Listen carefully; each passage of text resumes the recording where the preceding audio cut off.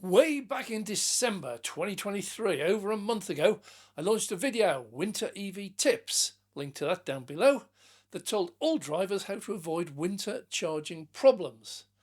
I was ignored, and the result was Chicago, a total disaster that was absolute heaven for all the EV haters and the media.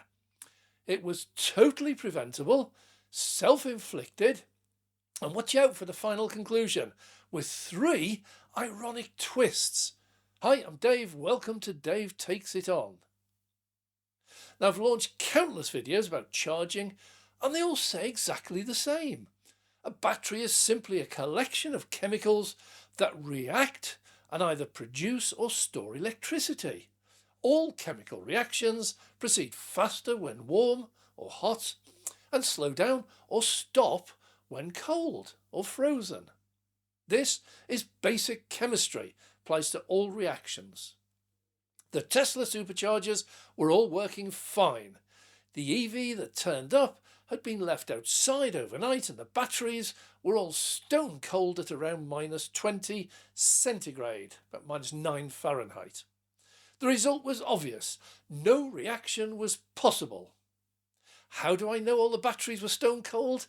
Well, that is where a bit of research and detective work comes in. Here goes. First, how can I say the chargers were all working fine? Okay, well, Chicago was reported to be round about 0 degrees Fahrenheit, which is about -18 centigrade. I'd like you to watch this little clip. It's a Canadian Tesla driver charging at -38 centigrade. Yeah, I'm just headed to the supercharger here just to test. Just make sure things work fine at -38. I've never supercharged in this cold of weather before.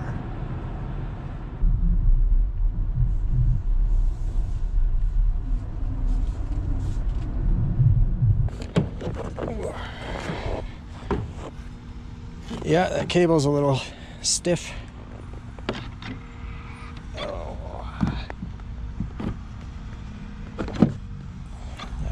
There we go.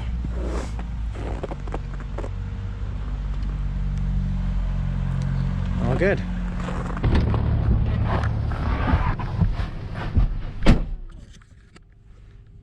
Let's crank up the heat while we're plugged in. Hey.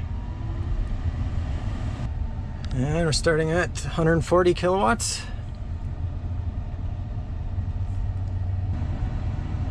Yeah, look at that, hey?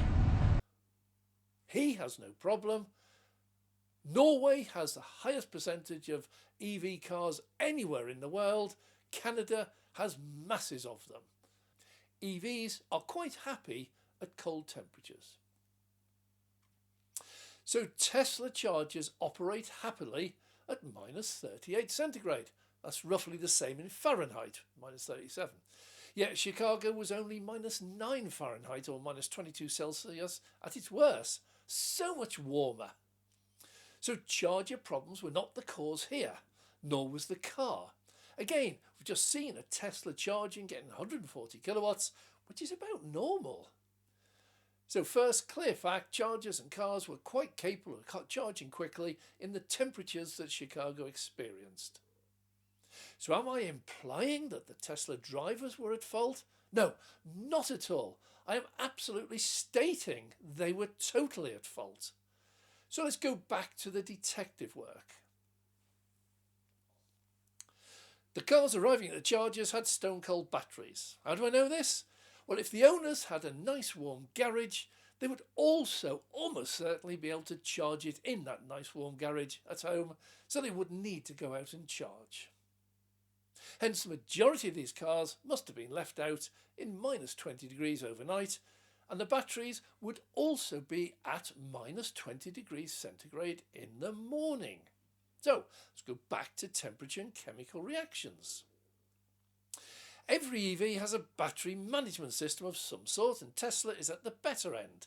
Its job is to protect the battery, and trying to slam in 250 kilowatts into a battery at -20 centigrade is a no-go.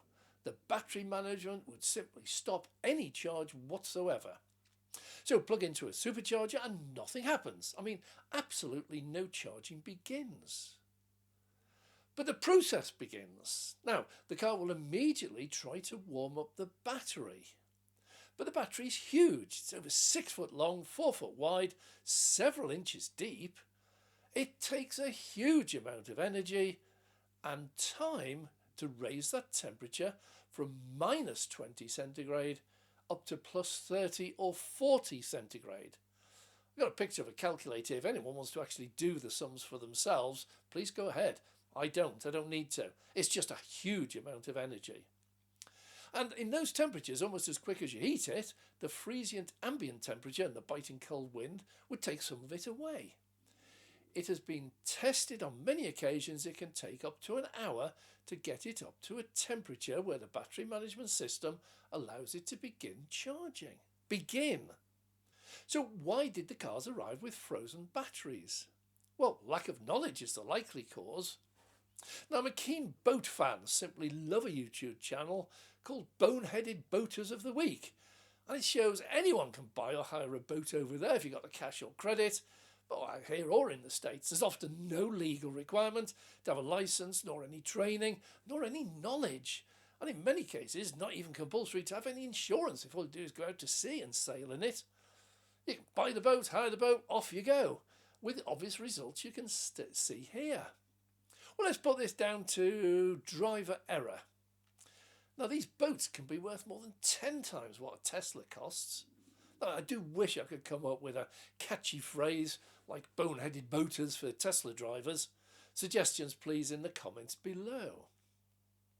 Well, first, preheating the cab for about 10 minutes before setting off will do absolutely nothing to heat the battery if it's at minus 20.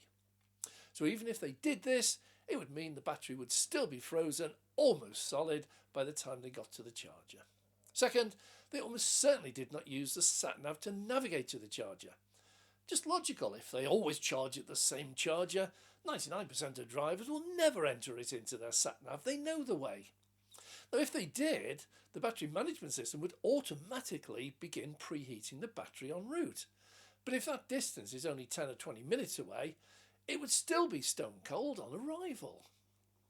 Now, as an exercise, I just sat here in the warmth and on my smartphone, I opened up Google Maps, found the local supercharger, programmed it in, I selected it as the destination, and then I shared that with my Tesla Model S, just a click of a button. I also then set the preheating to cover cabin and battery and told my car I wanted to leave at 1:15. It was 12:40 when I set this. Well, at just before 1, my car started preheating both the battery and the cabin. And if the weather here had not been up around freezing, quite warm really, it would have turned on even earlier. So by 1:15, my car had a nice warm cabin and a nice warm battery throughout.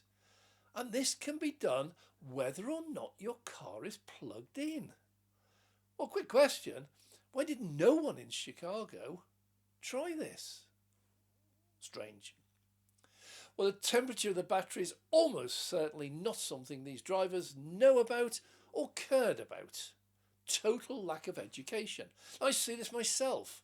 I recently posted a video, I'll link to the full video down below, where I found one Tesla driver plugged into a grid-serve charger when a Tesla supercharger was just 20 feet away.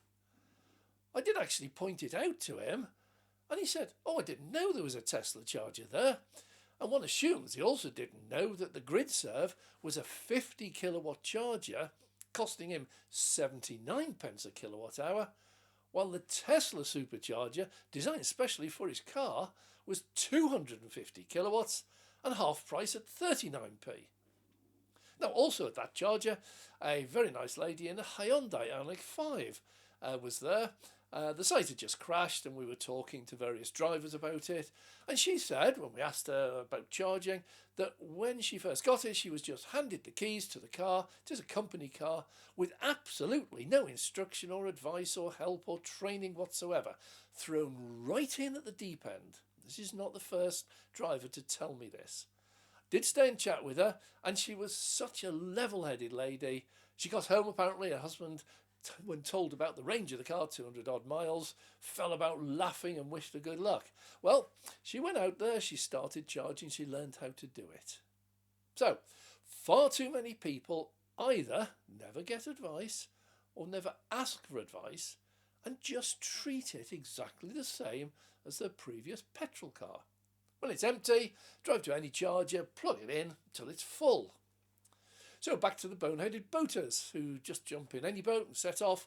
These drivers appear to have taken little or no interest in how their cars worked. And that to me is really strange. You see, an Uber driver relies on his or her EV to earn a living, and spending more time on the road and less time charging would seem to me to be a no-brainer. And many of these cars queuing up were Uber drivers. Well, back in Chicago, once a few drivers had arrived and plugged into the supercharger, the whole site was then blocked for anything up to an hour before it even began to start charging the first of them. Drivers were ringing Tesla to report failed chargers. They weren't. More and more cars arrived to find the whole site locked down. Think of this like a busy motorway where just 2 or 3 cars crash, but they block the whole motorway for everyone else for hours until they're cleared away. But of course there's much more. I just mentioned Uber. A little bit more digging revealed a further contributory fact.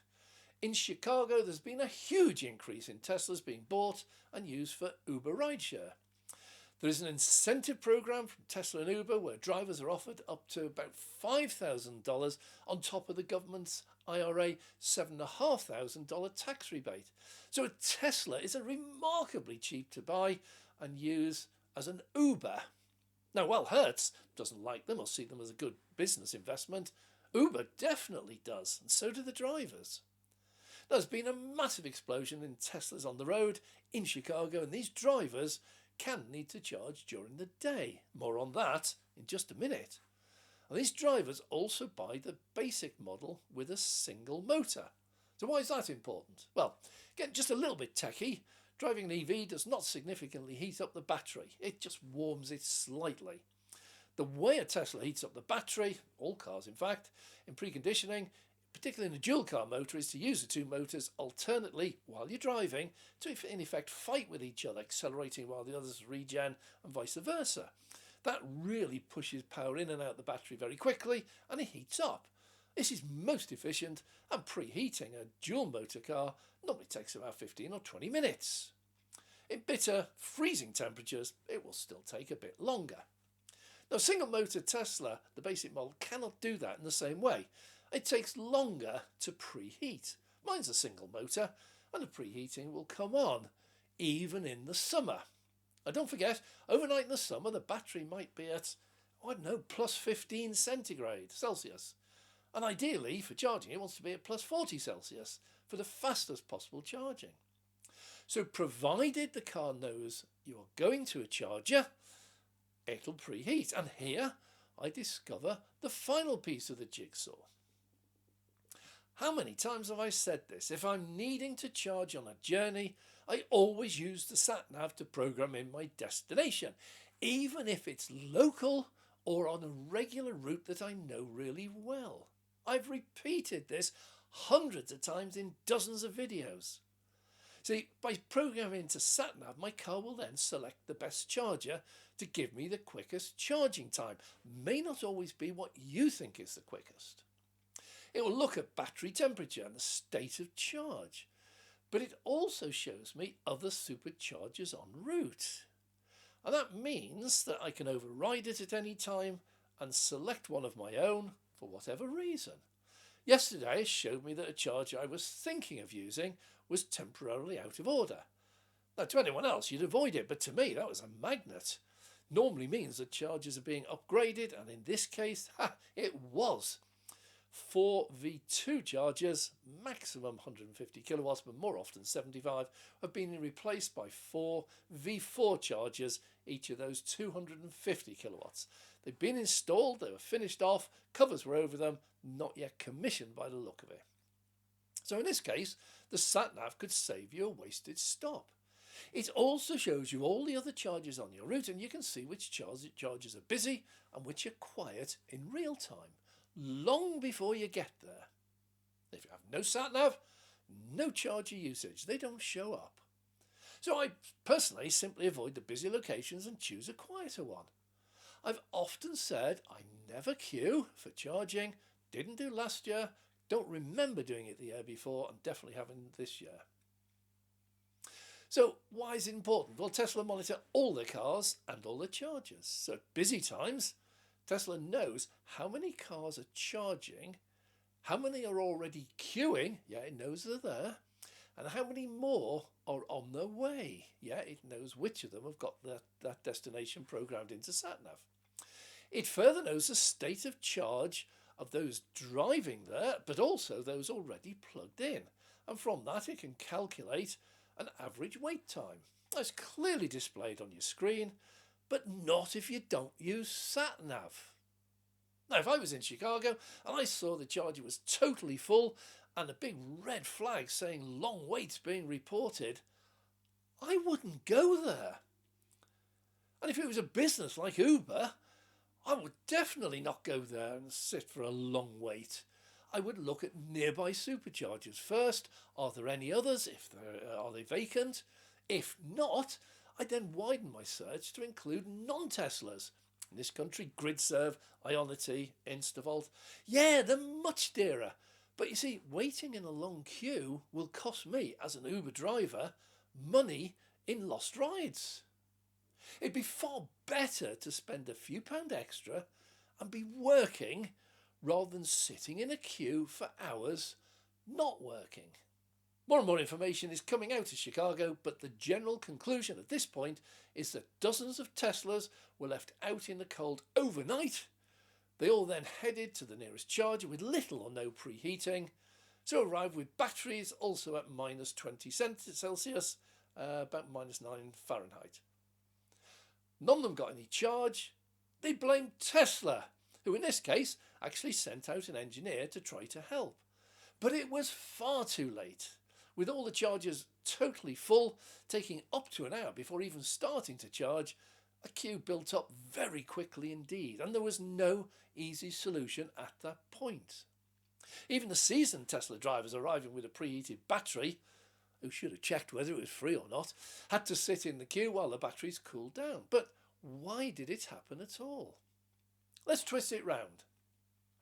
Imagine if all the drivers remotely turned on their cabin preheat and battery preheater while eating their breakfast, and turned it on a little bit earlier as it had been so bitterly cold overnight. Or had they instead programmed in the supercharger and told the car what time they were due to leave? You see, if all the Teslas arrived with a nice hot toasty battery, they would be charged in around 15 or 20 minutes and on their way again. Yes, I do totally blame the drivers for this. Totally. Well, is this just me or is this just basic stuff? Do drivers really take no interest at all in how their huge investment works so they can get the most enjoyment or use out of it? But let me finish with 3 amazing twists to the freezing saga. Number 1. Recently it dropped down to minus 10 in the UK. I don't know if you saw them. There were warnings everywhere. Keep off the road. Essential travel only. Don't go out unless you absolutely have to. And if you have to go out, be prepared. You might get stuck. You need warm clothing. You need shovels to dig you out. You might need to carry food and water with you. You definitely need a full tank of petrol or a full battery before you set off. What were all these Uber drivers doing on the road? Anyway, number 2. They've chosen a Tesla, which even in the depths of winter has a really good range. An amazing website I discovered recently revealed that the average Uber driver in the UK does between 60 and 100 miles a day. And in London, that goes up to as much as 150 miles. Huh. Well, that means you don't even need to stop to top up if you start your day at 100%. And because these were basic models, these would be LFP batteries, and they're quite happy to charge up to 100%.